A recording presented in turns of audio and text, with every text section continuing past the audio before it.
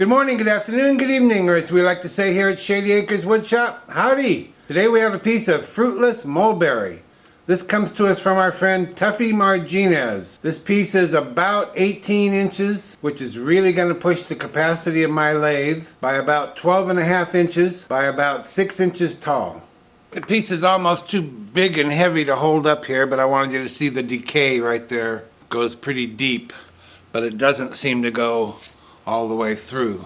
This will be the bottom that you're looking at, and this will be the top, and you can see my little X there right by that void decay.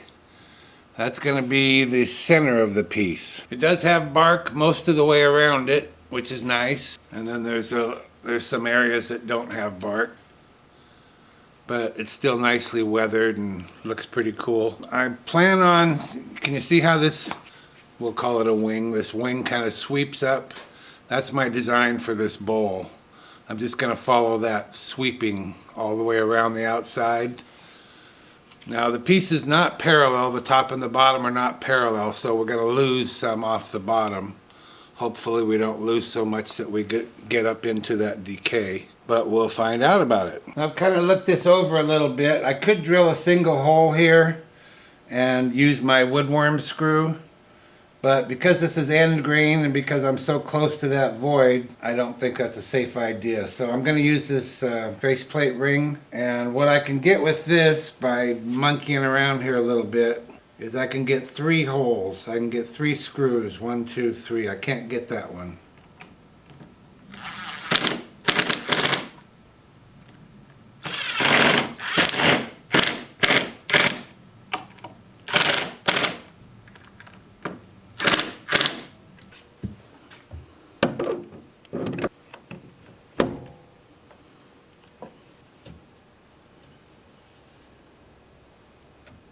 Nope, it does not clear.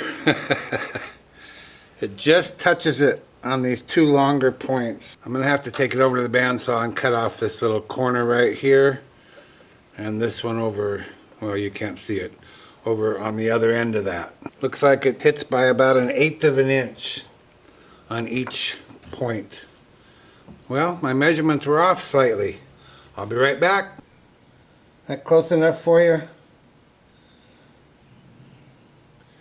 That's the maximum I can turn. And the piece is significantly out of balance. Luckily this part is going to come off first. That's the heavy end. And that kind of matches the curve that this side has that I was telling you about. So that needs to come off anyway.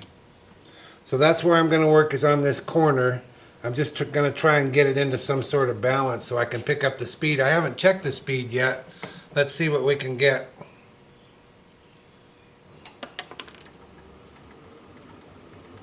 Probably not much.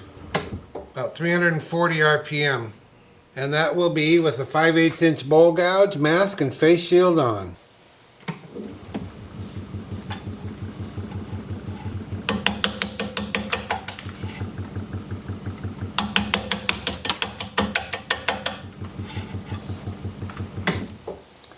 Well, that's going to require a glove. Also, I'm using a swept-back bowl gouge rather than the standard grind. That hurts coming off of there.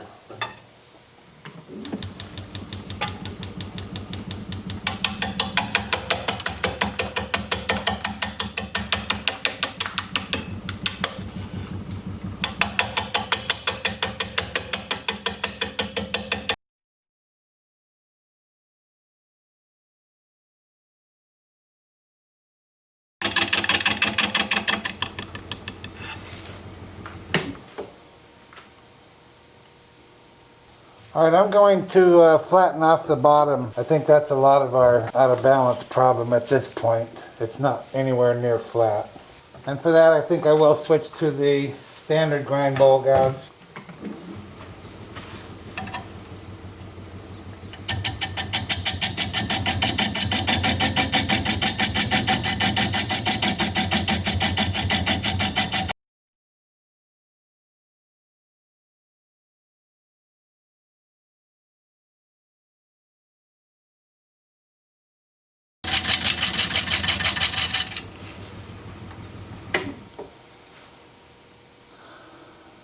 Okay, got that flat. Go back to the corner. I'm going to try the standard grind over this way.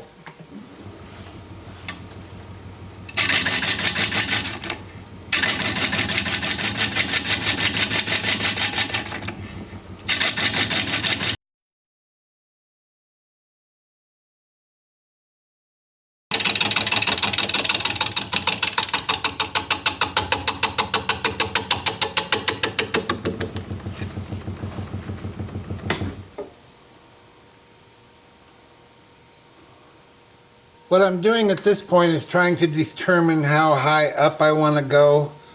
I don't think I mentioned, I don't want to touch the outside diameter of the top at all. I don't want to touch any of this down for at least 3/4 of an inch. I'm just seeing how that affects the rest of it. And how much of a sweep I want here. And how big I want the bottom to be. And I sure don't want the bottom to be this big. So that allows me to sweep it more, which is what I have in mind. This is just a real big bottom one here. Well, I want to mark out for the tenon while I'm taking a little break here. This will be my large tenon, so it'll be 3 1/4 inches.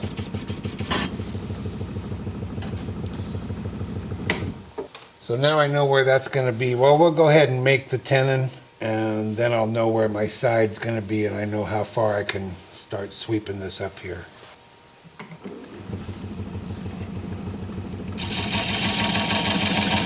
Actually, I made that a little bit big. I was thinking recess, not tenon. It's just a little bit big.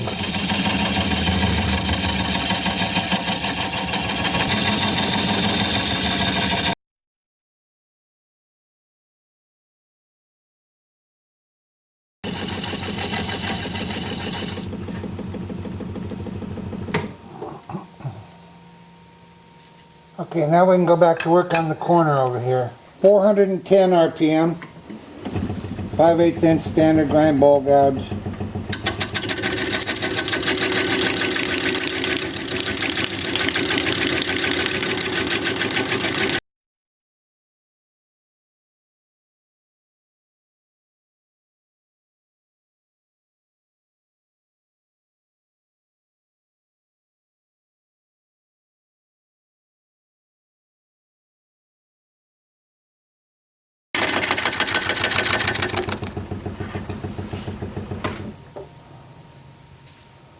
Yeah, that's looking pretty good. I don't know what else I'd want to accomplish. Try and get in here a little closer. I'm going to go sharpen up. I'm going to make another pass or two from this side.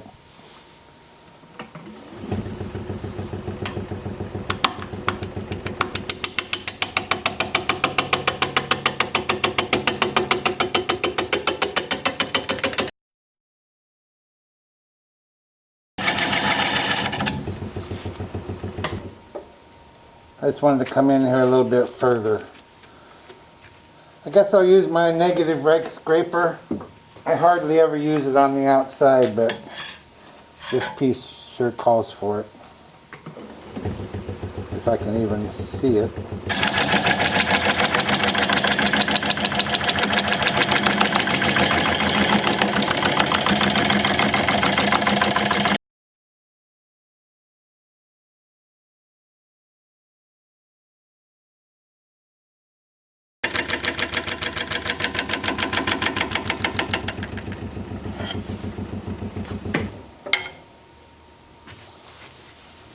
I think we're there. It's not perfect, but it's pretty dang close. Man, that's pretty.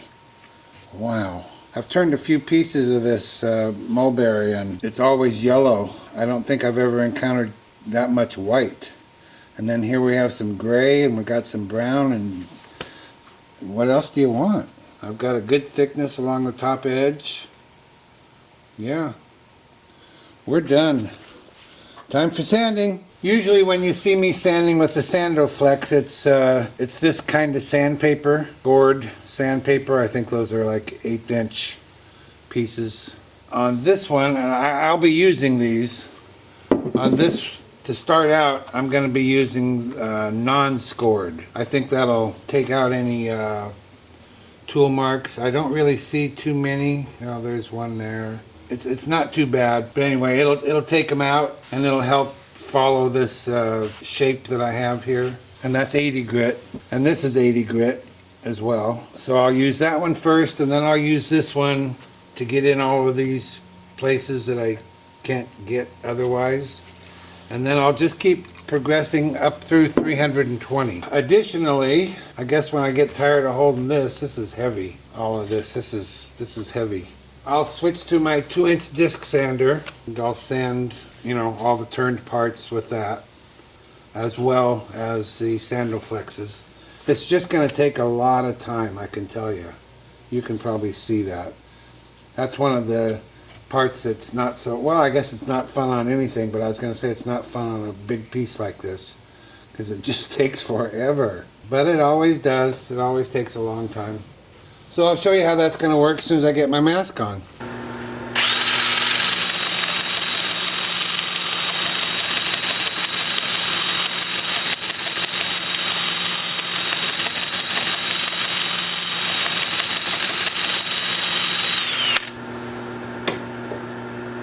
So that's what that looks like.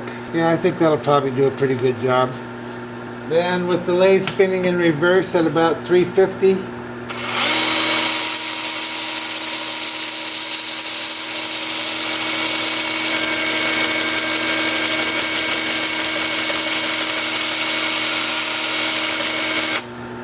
No, that's easier than I thought it was going to be. Yay.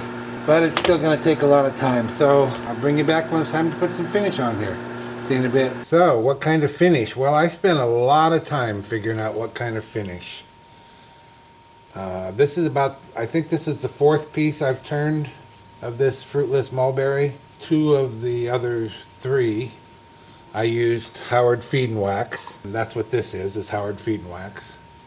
And on the 3rd one I used Shellac. And they all look good, but the Feed and Wax feels the best on each of those. They all look great. I'm not real sure why that would be the case. So, Howard Feed and Wax it is. I want this to feel as good as it looks, and it looks really good. So I'll bring you back when it's time to start working on the inside. I'm really looking forward to that. I hope it looks half as good as the outside. See you in a bit. Spent a good deal of time with a toothbrush in these areas, buffing the wax in these decayed areas and these voids. And I was able to use a cloth to buff on the bottom part, the rest of it. So it's looking pretty good on the other side, on the bottom side. Now it's time to start hollowing this out, and maybe you can see I've drawn a circle here. What I'm trying to do is stay inside of most of this decay. I don't want to lose all this out here, and I'm trying to stay inside of this large void here. But in all likelihood we'll go larger, because that's a pretty small bowl for such a big piece. And I'm going to start with a 5/8 inch swept back bowl gouge. I do have tailstock support, so that means it's in my way. I may have to go to carbide simply because I can push it straight in, and I can't do that with a gouge. I have to go to one side or the other, but we'll just see how it goes. And also it's end grain, so it's very hard cutting, and that's one of the reasons I'm using a swept back, because it's a sharper point and I think I might get further with it, but I don't know that. I'm going to get my mask and face shield on. We're going to be turning at 380 RPM.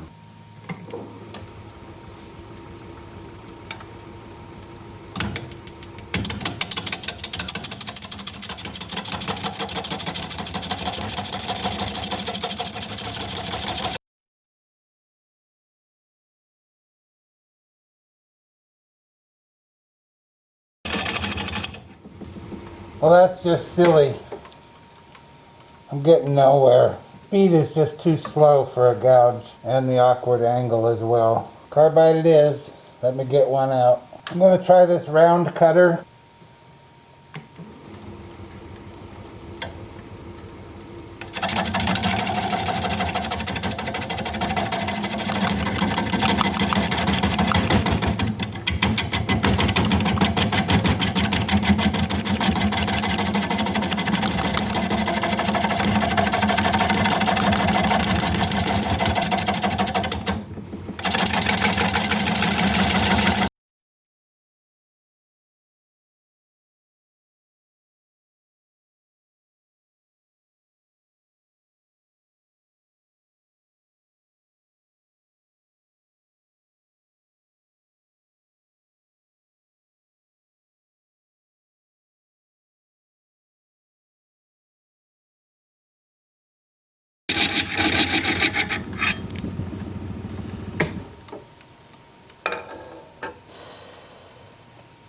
If I could only get some speed up, but I just can't. I'm at 412 RPM. It's just way out of balance. I'm at the maximum diameter I can possibly go. You see this crack here.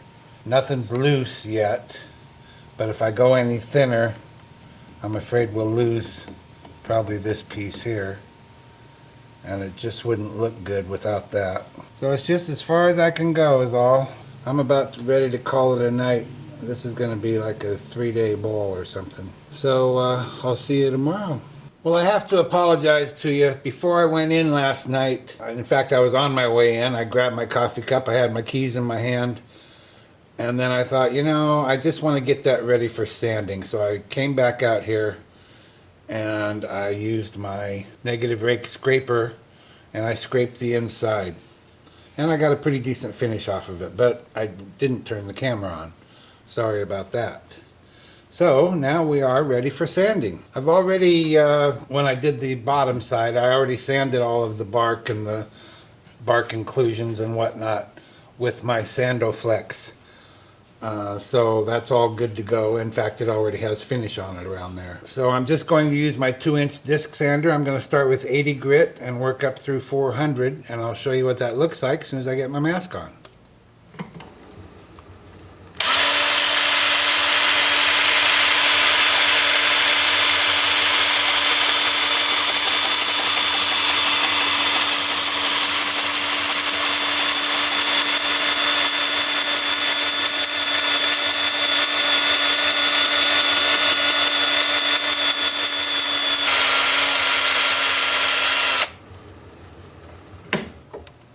Well, surprisingly, that doesn't seem to be too bad.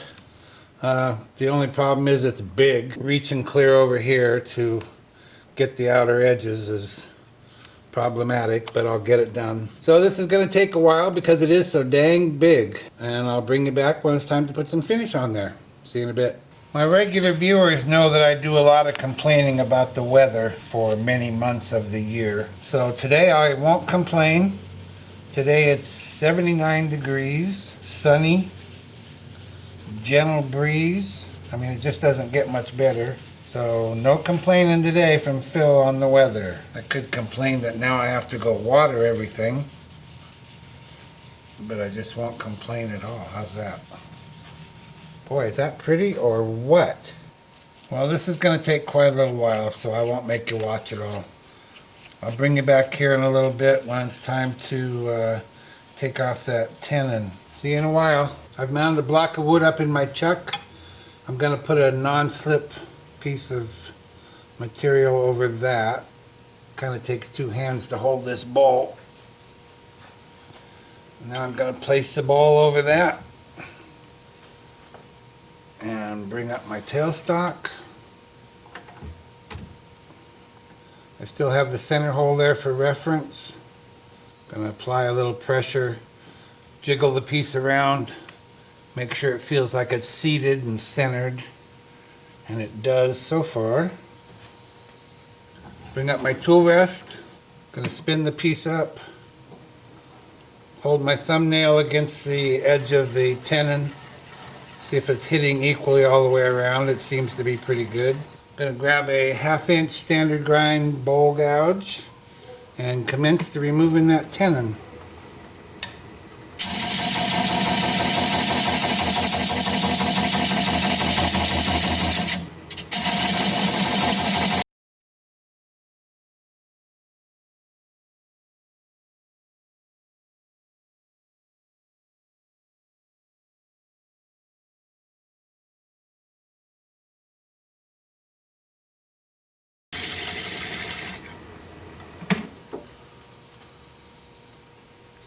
I think I've got it. Yep, lots of clearance. Looking good. I'm going to switch to a swept back bowl gouge, and I'm going to adjust my tool rest so that I'm closer and a little bit higher. Just keep working it away.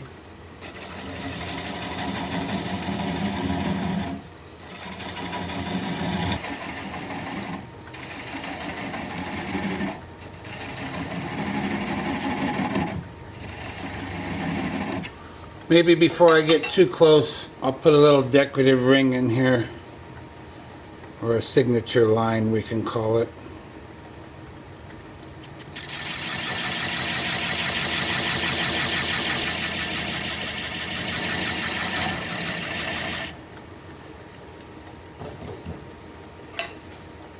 I'm going to slow the speed down a little bit. As I mentioned, these end grain pieces can be subject to breaking off when you least expect it, so I want it controllable.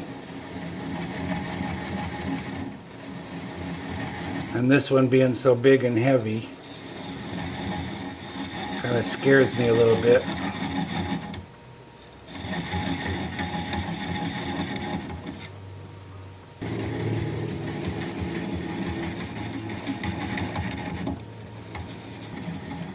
Okay, I'm applying a lot of pressure towards the headstock. I'm going to have my right hand on the gouge, left hand on the switch, and when that little nub stops turning or breaks off, we'll know we're through.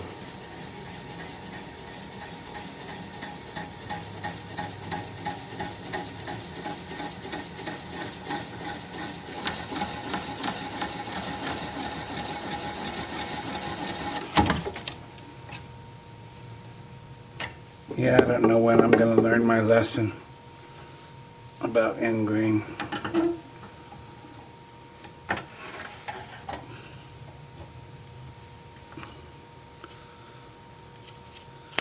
Looks like I'm going to have to chisel it off over here at the workbench. I'll sand it up, get it signed and finished, and I'll be right back.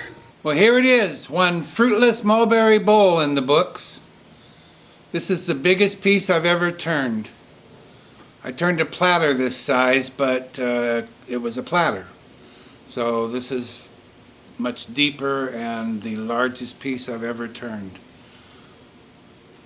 Quite beautiful, don't you think? Was a lot of work. You really have to be in the mood to turn something this size. And I was, and now I'm not. The next thing I'm sure will be quite smaller. There's the bottom all finished up. I did date this one. I don't date my pieces anymore, but I dated this one for some reason. I don't know why. At least I put the year on there. What do you think? You like it? I think it's magnificent. What a wonderful piece of wood. Thank you, Tuffy Marginez, for sending this along for all to enjoy. If you like this video, thumbs up please. I'd sure appreciate it. If you'd share it around, that would be terrific. If you're a subscriber, thank you very kindly. I truly appreciate that. If you're not a subscriber, you might consider becoming one. I put out regular videos about one a week, and I'd like to keep in touch. An easy way to subscribe is just click my picture you see there near the end of the video.